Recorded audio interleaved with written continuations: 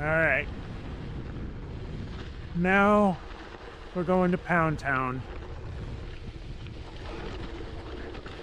Hope this isn't your bouncy. All right. Oh, that's your bouncy.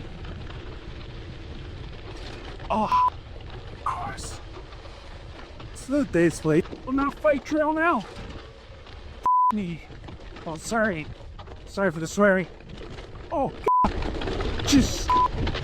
Oh. Two heads are better than one, right? And perhaps two takes are better than one. And that is what you're going to get today. Two opinions on the new Mondraker Arid, the first gravel bike from the Spanish mountain bike brand. I'm happy to have with me Spencer Powlison, a much better technical rider than I am. So you are in good hands as far as getting the all-round handler's take, and then you've got my old-fashioned take on this bike.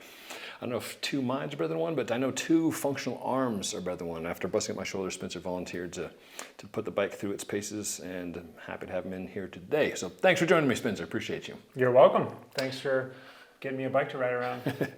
So Spencer, longtime bike industry veteran, we both worked at Valnews, but not at the same time. Now Ships in the night. Now I was running marketing at Ripton. Correct. Are you far enough out from being bike media where having brand new high-end bicycles put in your hands is a blasé thing or an exciting thing now? Like, I know if you spend too much time testing bikes at a certain point, you're like, Yeah, well, I do make sure I have pretty nice current bikes just for myself in general. Sure. But it's fun to try something like this bike, which honestly I probably wouldn't go out and buy right away on my own because first of all, I just don't have a particular use for a thick tired gravel bike, chubby gravel bike.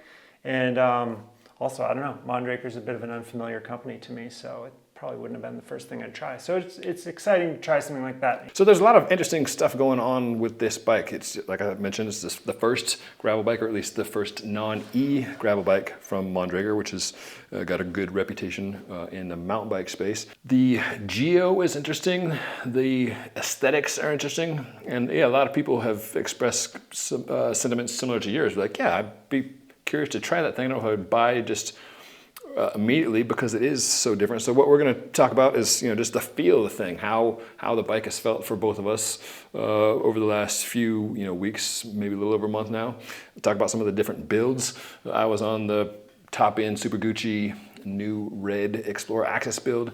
Spencer, you're on the Force Axis. Yep. And so we'll talk about some of the parts and our feelings on that. It's a lot of feelings. Okay. Handling feelings and in the hand feelings. I'm going to talk about tires too. I did what we're not supposed to do and put on some non-zip approved big rubber on the Gymongous Zip 330 Explorer. So let's start with feels. Yeah. You're laughing about feels when I talk about it. The bike is slacker. For at least in the gravel space, like a head tube angle of 70-ish. How does that feel to you? Honestly, I was pretty impressed by how this bike handled on faster paved corners.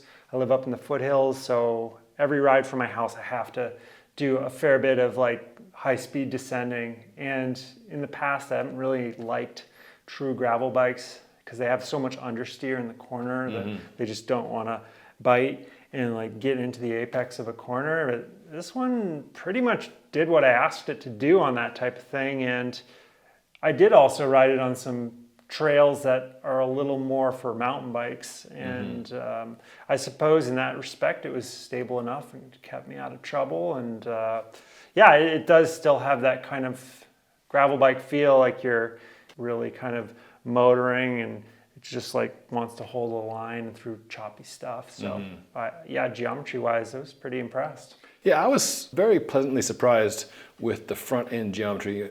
Often you can look at a geo chart and get a good sense of how it's going to feel. So I thought this was going to be a little more on the sluggish side. I like and appreciate a very slack front end in certain circumstances, like coming down rough stuff, particularly trying to follow you because you're a better rider. That feels more stable. But then JRA on flat dirt roads, which is a lot of what I do, and then on paved roads to get to the dirt roads, if a bike is really slack, it often will feel kind of floppy. You'll get like some wheel flop. And as you mentioned in corners, like sometimes you feel like you're having to fight it.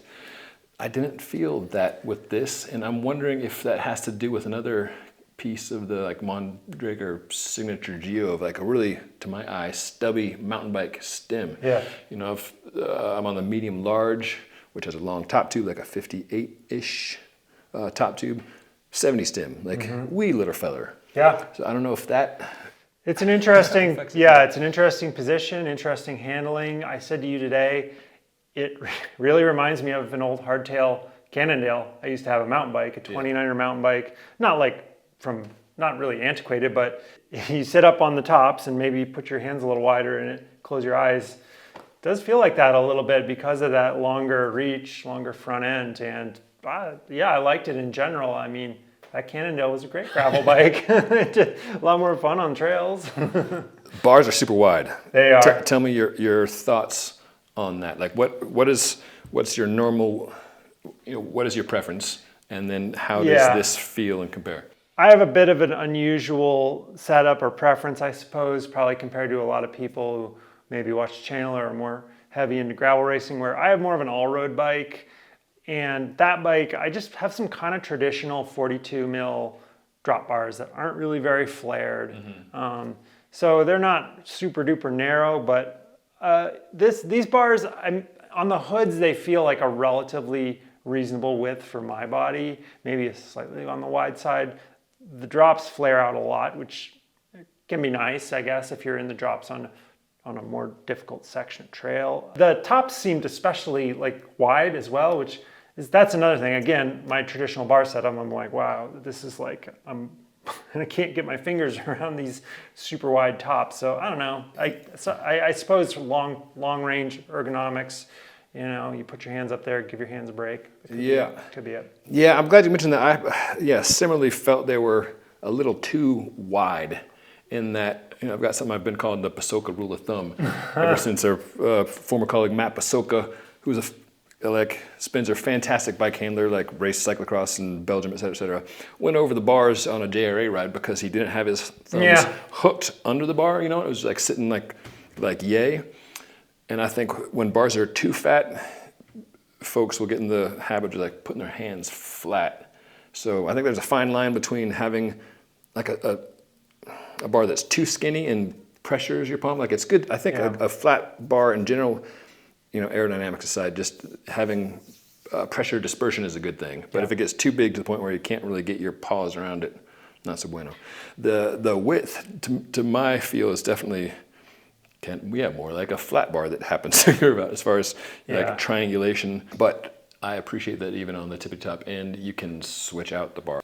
I try to test things the way the brands set it up, like whatever their vision is. So I don't want to get on a bike and immediately change it all around. So yeah, it did feel like pretty upright, slack, but not like sleepily so. And then definitely heavy on the leverage emphasis over the, narrow as arrow. And I don't think that's that's not what they're going for. So but just that extra width, like that would, if I was the product manager, I would shrink that down a bit.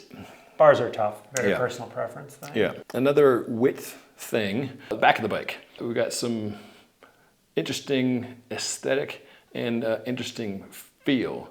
The stays just kind of step out a lot. Step out. Yeah, both the chain and seat stays, they just kind of in a pretty angular fashion. And you're hitting your heels on the chainstay a little. Not when pedaling, but maybe when out of the saddle, like trying to get the weight back or something. Yeah, I get a little of that. Like too. Occasionally, like just the heel cup on the shoe will clip it a bit, and there's like a little bit of white from the shoe now on the stay, and a little bit of blue from the stay now on the shoe. So like not a big deal. I mean, if you were hitting it every time you were pedaling, that would obviously be a no-go. So but I ride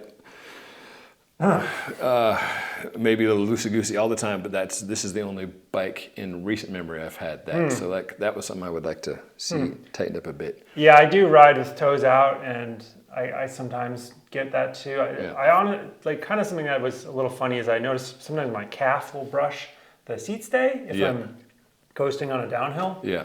Which isn't really a problem. It's just kind of like, oh, it's there. Yeah. Yeah. Just like feeling a saddlebag or something on your leg. But it is kind of cool looking the way they did the seat stays, and they got the little glory holes there. And yeah, it's just kind of cool. Yeah, I dig the look of it. Yeah. The Mondraker folks will tell you that it adds to the compliance of the back end, and that's something. I don't know how much of the seat stay I'm feeling, how much of the said holes I'm feeling, or the post, but like the net result is it feels nicely cush. So I'm a fan of that. I agree. It's definitely like quite comfortable in terms of just riding over bumpy washboard, anything like that. Yeah. I think they did a nice job with that aspect. Yeah. Storage stuff. Did you spend time getting in the... Yeah. What do you think? Stuffed some stuff in there. It's first bike I've had with a little down tube storage compartment, and I like it. It's great to not have a saddlebag and fit a tube, and I think I've got 2 CO2s and a head in there, which is nice. Yeah. Pretty much that kind of covers it. Although, from my experience racing, both gravel and mountain bike, I like to have the CO2 like a little more quick draw along with the plug. Yeah. So, if I really lived with this bike, I'd probably put something different down there, or maybe it would just be a tube in there and I'd have a different setup for the CO2. Yeah. Yeah, my go-to for events is to have the Dynaplug, preferably the racer, and then a CO. I'm tapping my back like you can see this. Taking the plugs and CO2 with the head already on there, and then putting them in my Castelli bib rear pockets, so just pull them out quickly. Yeah. And then plan A is like don't flat. Plan B is the sealant quickly takes care of it. Plan C is plug and CO2, and then plan D is like, okay, pull over, take the stuff out of the sandwich, out of the trunk. Yeah. Yep. More aesthetics. Somebody was talking about fork pimples. I hadn't heard that term, but now that I've read or heard that, I can't get out of my head. Fork pimples, your take, sir. There's literally no situation when I would ever need those. I don't have any ambition to as far as the mounts on the fork. Yeah, I don't have any ambition to do a bike packing thing to the point where I'd need to have that much stuff on my bike. Yeah. It's just not of interest to me. Yeah. Some people, I'm sure, would be excited to have that. I don't know. Not useful for me. Yeah. I'm with you. I like to go outside and play, then come back inside and sit on soft furniture. But credit card camp. Yes. Yes. To get a bit nitpicky, I've had a couple of the little plugs fall out of the pimples. One on the top. I don't know if it was in grabbing the top tube or sitting on it or what other the ones in the top tube, or even one on the fork there you can see popped out. The ones in the top tube I will say might be useful. I think there are some of those top tube snack bags that you can direct mount like that rather than do a Velcro strap, and that's something I would use and I have used in gravel events, is that little thing on the top tube for some extra storage. Yeah. Forks, not so much. Yeah. I like the frame bags.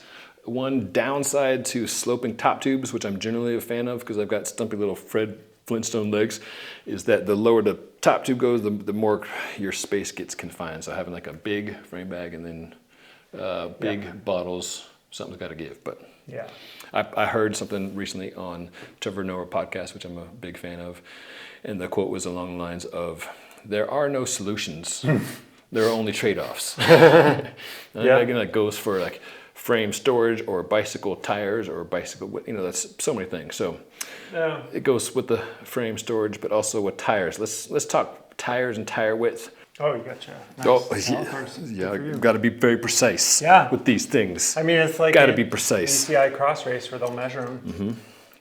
Yeah. You remember? Thou shalt not. They probably still do that. I don't even know what it is now. I mean, it was 33 for the longest time. time. And they would have commissaires at the entrance to the paddock with a special with the tool. plastic thing. Shink. You're good. Beep, you're good. Go, no go. Yeah. Yeah. Riding more technical terrain than is often encountered in mini gravel races. And yet now we must have 2.2-inch gravel tires to even leave the house. I guess. What's your take on gravel tires? What do you like and why? And let me preface that by saying, my answer to that question, what's the best gravel width? Is it depends on where you live and how you like to ride. Yeah. If you live someplace super chunky and you like to go big, then yeah, having a bigger, knobbier tire is probably better. If you live in a place where there's a lot of magnesium chloride used on the roads, like here in Boulder County, often get some pretty buttery smooth. Gravel roads don't necessarily need an enormous tire, but one of the fun things about gravel is it's often hitting multiple things. So again, no solutions, only trade-offs. Where do you net out on these trade-offs? Like I said, I have a kind of bit of a weird proclivity toward like an all-road bike versus a true gravel bike. So I honestly just can't fit much more than 38 or 40 on that bike. Yeah. However, I actually like to do lots of gravel rides on my cross-country mountain bike. And then I can actually ride trails and enjoy myself and not be just kind of getting smashed on the rocks. And so what tire width do you have on said XC bike? Those are 2.4s. Okay. So yeah, for the all-road bike, for the gravel, old school gravel bike, I don't know. Yeah, it is. If I could fit, I probably could fit 40s, and that would be fine. I don't know. I just don't do as many gravel races these days, so that's part of it. I did Mid-South on that bike last year, flatted. I mean, who knows? I might have flatted on any bike. I probably had a little too. That's a different story. One of my favorite Mid-South memories is trying and failing to hold your wheel on one of the very, very few technical sections of that course back when it was called Landrun. I think it was like the first big gravel race we did together. Probably like 2017 or 16. Something like that. A long time ago. Yeah. So just, wide open gravel roads and paved roads. And there was like one little section of like a 2-track that cut through somebody's property. Yeah. And I remember like there's a couple of drops and like my sunglasses were banging around, like fogged up. My camelback was hitting my head and I just kind of lost my nerve and also lost the front group. And then I had to chase forever and I caught back up to this guy and I was explaining this afterwards. He was like totally straight faced. Well, why didn't you just follow my wheel? I was like, well, I was trying, man. Like, years and years of mountain bike racing and cyclocross racing. That's kind of what it boils down to. Yeah. So, no. It's all experience. No substitute for skills. Turns out, try as I might to buy my way out of it with bigger tires. So what do these fit then? These fit 50s, and yes, I carefully measured it. They come, I believe, all the models come with 45s. Different spec on different models. The Zip 303 Explorer have a ginormous, for gravel, 32 mil internal width, and Zip specifies, hey, only run Goodyear or Schwalbe tires that we've said are A-okay. I put on, in the name of testing for you, dear viewers, I put on some 50s that I had here, some WTB Resolutes, which on the sidewall say they're good for internal rim widths of like 25 to 36, I want to say. I'll go back and put that on screen. Had no issues. Some professional athletes who have had these wheels have tried other tires, but as always, consult with the tire maker and the wheel maker as far as who can play nicely together. That's just disclaimer. Your mileage may vary. I put 50s on here and there's, about 5 or 6 mil of clearance on either side. Most companies' tire clearance accounts for 4 mil on either side. And so that's what this is claimed as, is 50 being the max. It comes with 45s. I really like the Goodyear tires that come on pretty much all the Zip wheels are seen on current model year bikes now, in part because of that, Zip very tight specification. I had a kind of meh to negative perception of Goodyear before as a brand, just because I just thought I'm like, okay, you make car tires. I don't care about car tires. What do you do for bikes? But I've been pleasantly surprised. I feel like they roll pretty quickly and have a nice kind of Goldilocks of thin enough or short enough knobs in the center to not be too noisy. Like sometimes just the sound of tires gets in my head. Like it's like disc brakes rubbing. Like I know it's like 0.0 watt of resistance, but I can hear it and I don't want to hear it. Okay. Sports is all psychological. Yeah, a lot of it is. So the point is the Goodyear tires in the 45s I've found, not just on this bike, but on the Crux that I love. I've been pleasantly surprised with how they feel. But yeah, threw on 50s, with some bigger chunk that we were riding today. The knobs were chunkier, not necessarily the area. And I think that fits. And then just riding like on some of the pavement, I mean, this is like the whole, there's no solutions, only trade-offs. Even just going from a 45 to a 50 with bigger knobs on the pavement stretches that we were on in between the dirt and the trail bits, I'm hearing it and I'm feeling it. And I want to have it both ways. So so that's the top end bike that comes with the Goodyears on the Zip Explorers. You were riding Mavic wheels. They're still around, still kicking. Yeah, your favorite, Ben.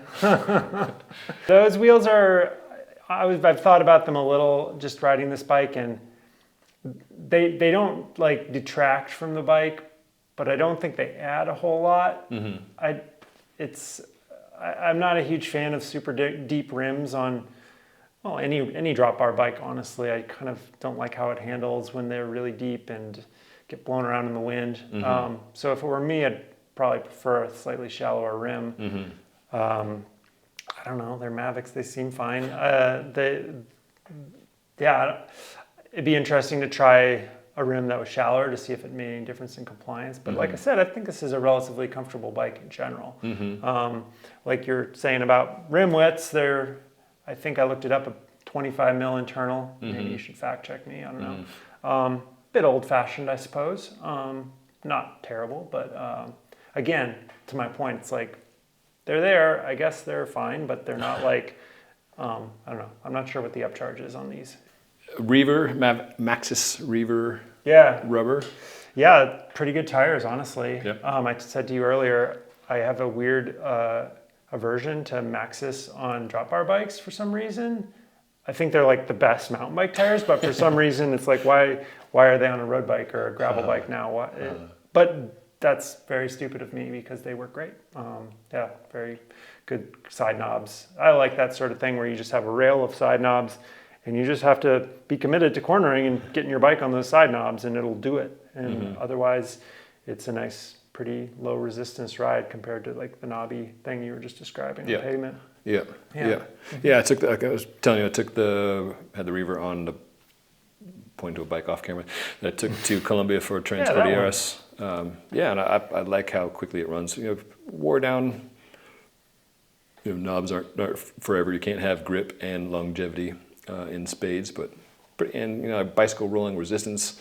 If you go there, where rolling resistance is measured for tires, and comparatively, Maxxis aren't the absolute fastest, but there's a good solid.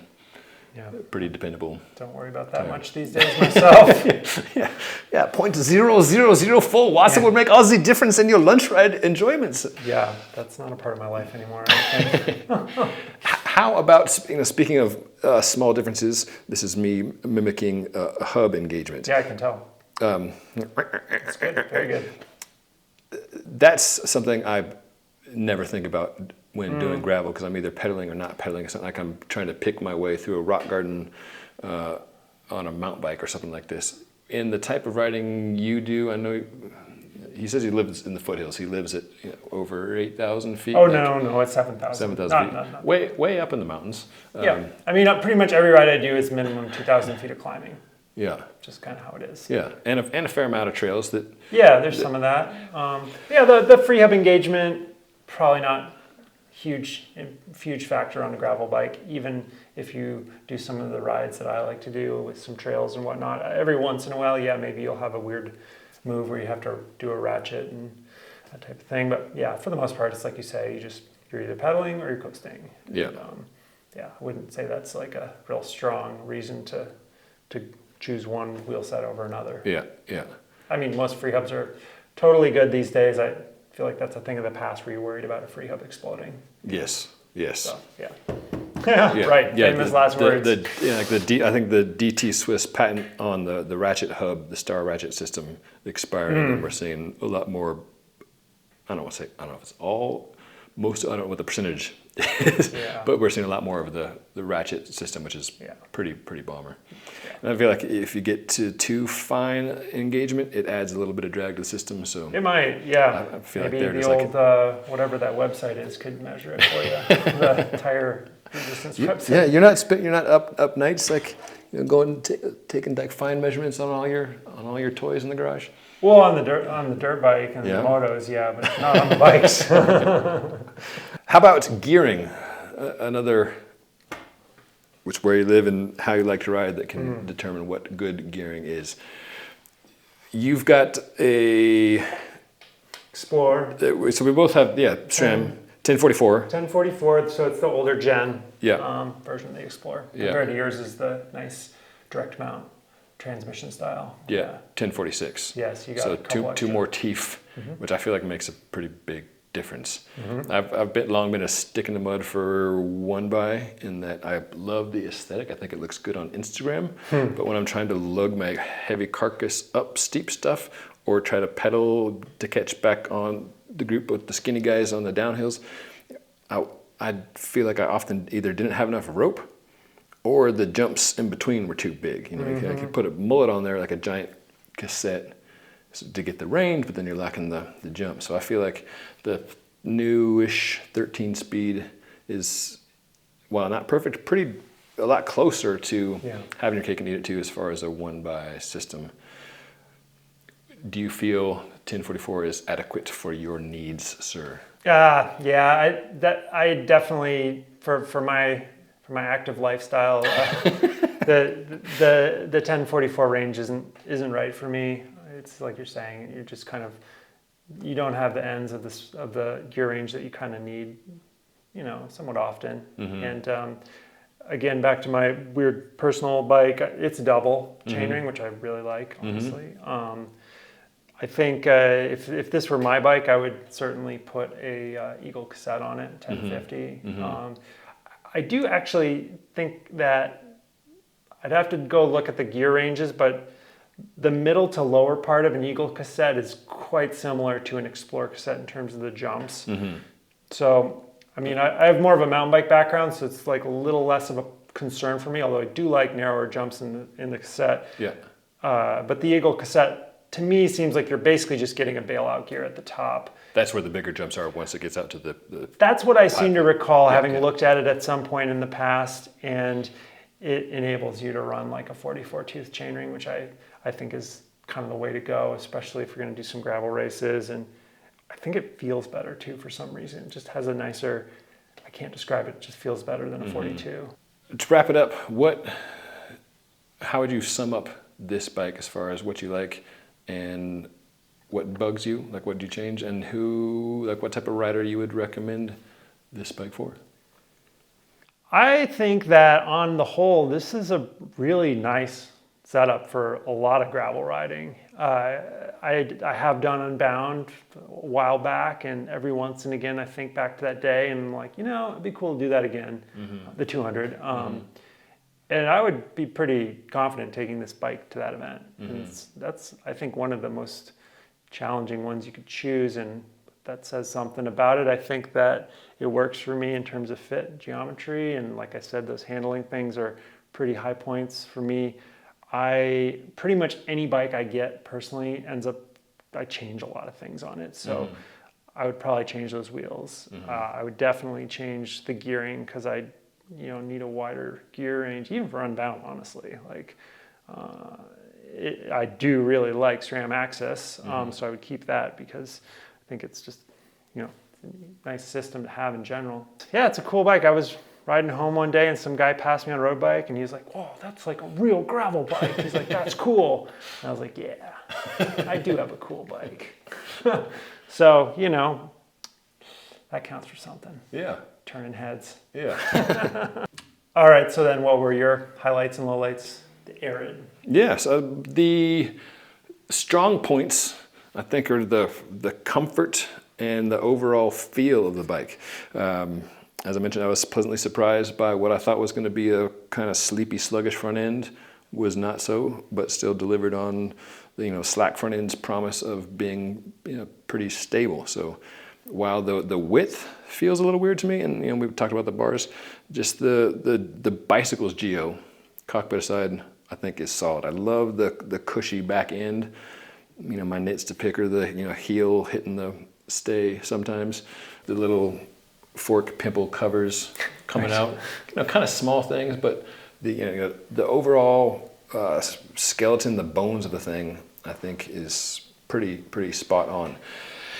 No, you can't fit 2.2s, but for most of the riding that I like to do around here, like a 45 is a pretty sweet spot. So plenty. Yeah. So if you want to go huge, this is not the bike for you. If you want to go up to 50, you've got room there, and the cockpit is adjustable. So I think it's a strong first showing from Mondraker, keeping in line with its tradition of a really long reach top tube, short stem.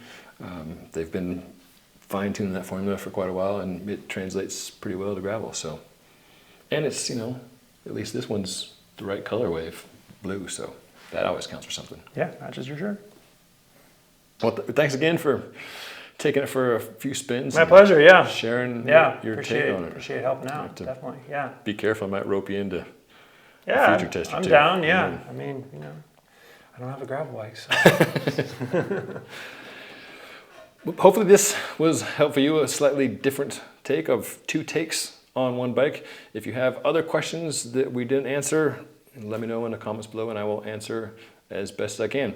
As always, I appreciate you watching, I appreciate you subscribing, and whether you ride a bike like this or a completely other type of bike, hope you can get out there and enjoy the ride.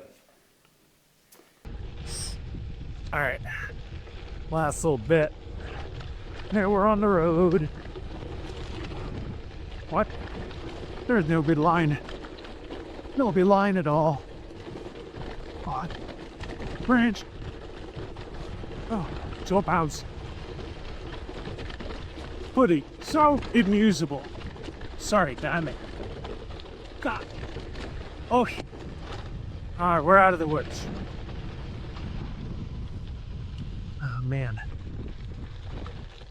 That's that.